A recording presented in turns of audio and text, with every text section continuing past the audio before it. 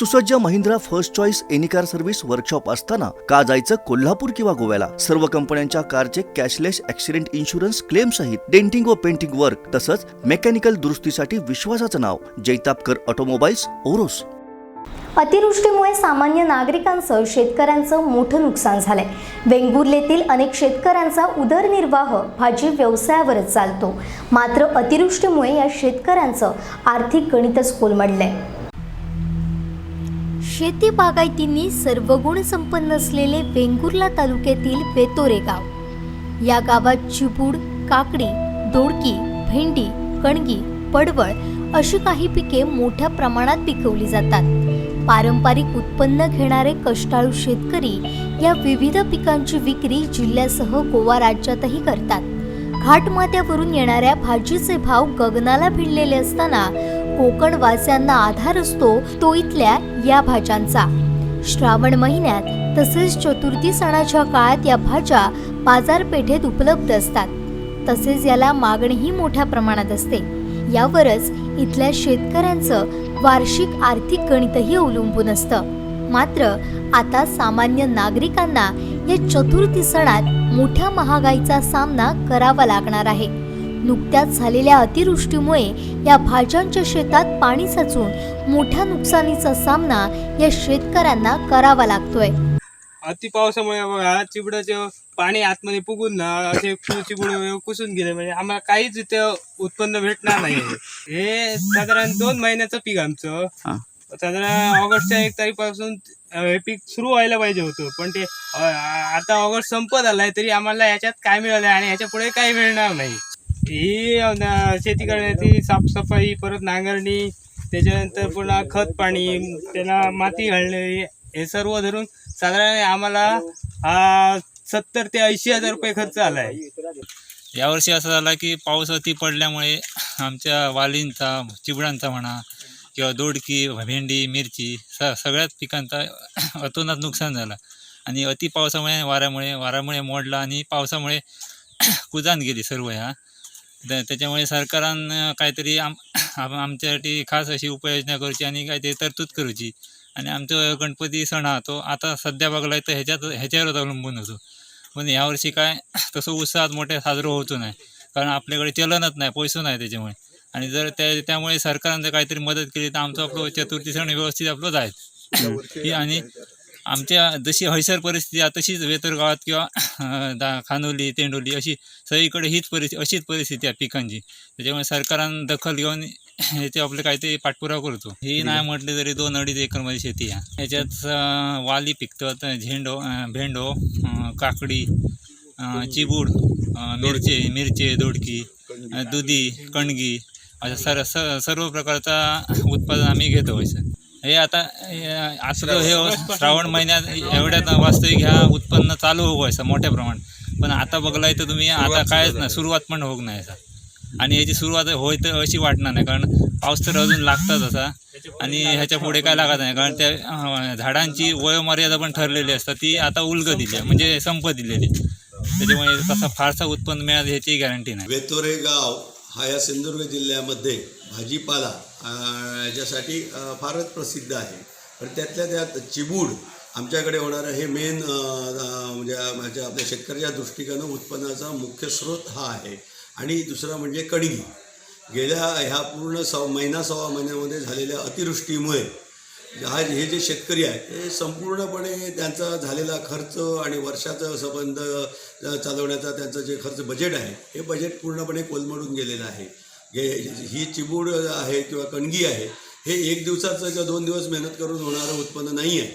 या कणगीसाठी त्यांना अगदी कमीत कमी 3 ते 4 महिने मेहनत करावी लागते आणि मग एकदा ते उत्पन्न तयार होतं. तसंच चिबड्याचं आहे. चिबड्यासाठी हे लोक काही वेळा कॉन्ट्रॅक्ट फार्मिंग करतात. दुसऱ्याच्या ठिकाणी जमीन, सगळ्यांकडे जमिनी उपलब्ध नाही आहेत. काही लोक दुसऱ्यांची या ठिकाणी जमीन घेऊन हे लोक भाजीपाल्याचं उत्पादन घेत असतात. मोठ्या प्रमाणात यांनी शिरवळ, पडवळ किंवा भेंडी असे सुद्धा या ठिकाणी आज उत्पन्न केलेली आहे. परंतु दुर्दैवानं यावर्षी वेतोरा गावाची पूर्ण इकॉनॉमीच या ठिकाणी आज उद्ध्वस्त झाल्यासारखं झालेलं आहे.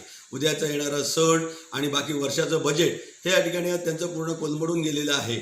माझी शासनाला एक नम्र विनंती राहील, जर आपण भाड्याच्या खोलीत राहणाऱ्या माणसाला उद्या कालच्या अतिवृष्टीची नुकसान भरपाई देणार असू तर शेतकऱ्याच्या बाबतीत सुद्धा तसंच झालं पाहिजे. जमीन कोणाची हे म्हणण्यापेक्षा प्रत्यक्ष दृष्टी त्यांनी हे केलं पाहिजे, पंचनामे केले पाहिजेत.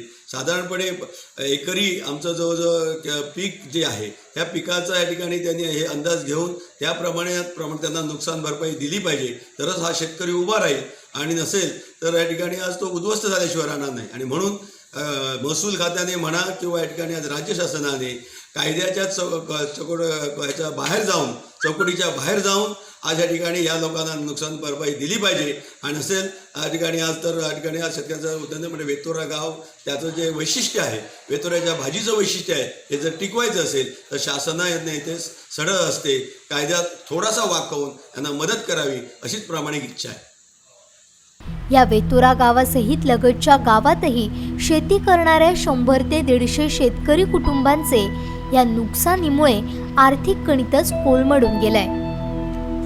ठिकाणी वेंगुर्ले तालुक्यातील वेतोरे गावात चिपूड तसेच इतर जी पालेभाजी जी चतुर्थीला आपणाला या ठिकाणी ग्रामीण भागातून जी शहरी भागात पाहायला मिळते ती जी पालेभाजी म्हणजेच जे भेंडी तसेच मिरचीची शेती केली जाते वेतोरे गावात, त्याचप्रमाणे इतर चिपूड अशी शेती या ठिकाणी इतरही शेत्या केल्या जातात. आणि आत्ता झालेल्या आपत्तीमुळे जो मोठ्या प्रमाणात पाऊस झाला आणि त्यामुळे जी आपत्ती ओढावली त्यात वेतोरे गावातही या शेतकऱ्यांचं मोठ्या प्रमाणात नुकसान झालं आहे. त्याचप्रमाणे जी भात शेतीप्रमाणेच हे मोठ्या प्रमाणात नुकसान झालं आहे. आणि त्यामुळे आपण या ठिकाणी पाहू शकतात अशा प्रकारे संपूर्णपणे चिपूड म्हणा किंवा इतर शेतीचं संपूर्ण नुकसान झालेलं आहे. या शेतकऱ्यांनी ही शेती करण्यासाठी जवळजवळ लाखो रुपयांचा खर्च या शेतीवर केला होता, मात्र त्यात अजून 10% सुद्धा त्यांना उत्पन्न हे यातून मिळालेलं नाही. त्यामुळे हे शेतकरी संपूर्णपणे चिंताग्रस्त आहेत. पुढे आता चतुर्थीचा सण आहे, त्याचप्रमाणे या शेतीवर त्यांचं संपूर्ण वार्षिक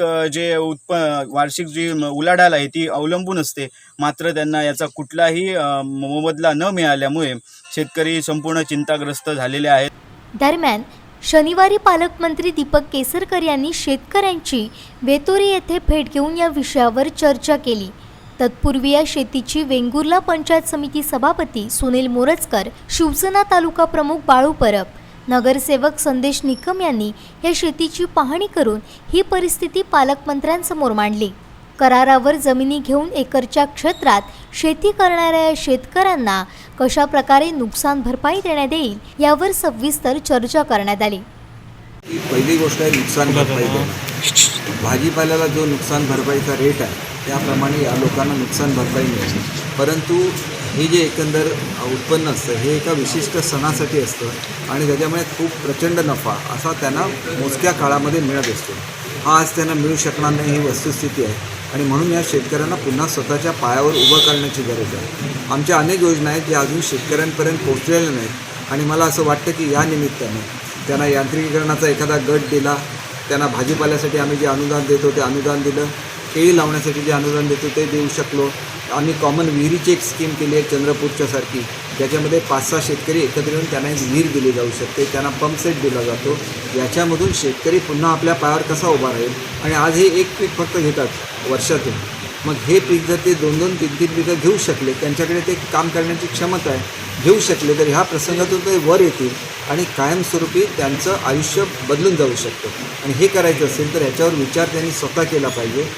मी एक ह्या जिल्ह्याचा पालकमंत्री म्हणून, या सगळ्यांचा भाऊ म्हणून मी त्यांच्या मदतीला येऊ शकतो. परंतु नेमकं काय केलं पाहिजे, आम्ही काय करणार आहे, आम्ही मिरची लावणार आहे की आम्ही करांदे लावणार आहे की आम्ही सीझनमध्ये पुढच्या सीझनचं कसं नियोजन करणार, याच्यावरसुद्धा कृषी विद्यापीठाच्या लोकांना उद्या बोलवलेलं आहे. आणि जी आवश्यक ती मदत आहे ती चांदा ते बांधामधून देण्यात येईल. ही स्कीम 2च जिल्ह्यांना असल्यामुळे आणि ह्याला पैसे उपलब्ध असल्यामुळे तातडीने ही मदत मी शेतकऱ्यांपर्यंत पोहोचवू शकतो. इंडिव्हिज्युअली जसे लोकांची घरं वाहून गेल्यानंतर सरकारच्या मदतीच्या व्यतिरिक्त ट्रस्टमधून ज्याप्रमाणे आम्ही मदत देतो त्याप्रमाणे काही वेगळी मदत ही शेतकऱ्यांना करता येईल का. जसं 10% कॉन्ट्रिब्युशन त्यांचं मशीनसाठी आहे, हे 10% आम्ही बाहेरून कॉन्ट्रिब्युशन काढून भरू शकतो का, तर ते आम्ही भरण्याचा प्रयत्न करू, जेणेकरून हे लोक आपल्या पायावर उभी राहू शकतील. पायावर उभी राहून ते आज पायावर उभे आहेत, परंतु हे जे त्यांच्यावर संकट आलेलं आहे संकटातून बाहेर पडू शकतील. आणि संकटातून बाहेर पडत असतानाच एक नवा मार्ग त्यांना मिळाला. आज 1 पीक घेतात, उद्या 3 पिकं घेतली, तिप्पट श्रीमंत झाले ते. हे देवाने दिलेलं संकट, हे देवाने दिलेला एक दुसऱ्या अर्थाने संधीसुद्धा आहे असं त्याच्याकडे बघितलं पाहिजे आणि त्याच्यातून आपण ताठमानेने उभं राहिलं पाहिजे. आणि हे उभं करताना जे सहकार्य देतो हे काय माझं व्यक्तिगत नाही आहे, हे शासनाकडून आलेलं आहे. हे सगळं घडणं ही एक देवाची कृपा असते आणि ती देवाची कृपा सगळ्यांवर होऊन दे आणि त्यांना संकटातून बाहेर येण्याची शक्ती ही ईश्वराने देव अशी मी ईश्वर. कोकणातल्या ताज्या घडामोडी सर्वप्रथम पाहण्यासाठी सबस्क्राईब करा कोकणचं महाचॅनल सिंधुदुर्ग लाईव्ह यूट्यूब चॅनल आणि ताज्या घडामोडी पाहण्यासाठी बेल आयकॉनवर क्लिक करा.